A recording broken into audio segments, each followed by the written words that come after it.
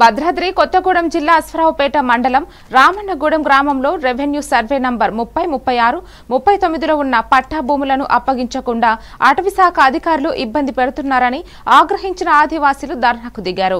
Court ఆదేశాలున్నా joint survey చేయకపోవడంపై గిరిజనులు ఆందోళన వ్యక్తం చేశారు. 90 కిలోమీటర్ల దూరంలోని కలెక్టర్కు పాదయాత్రగా వెళ్లినా ఫలితం లేకపోయిందని వాపోయారు.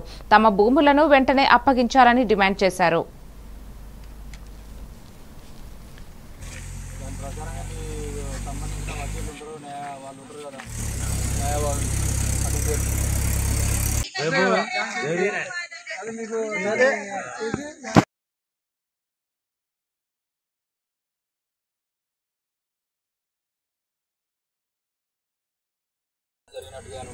కంపల్సరీ మా ఉన్నతాధికారులు దృష్టికి తీసుకెళ్తే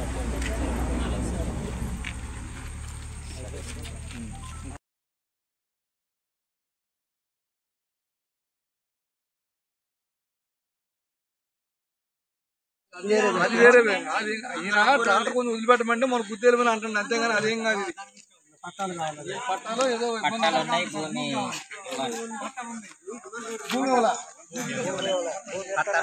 ఈ భూమి కొంచెం చెప్పాలి గుర్తెలు మీద అంటుంది అంతేగాని అదేం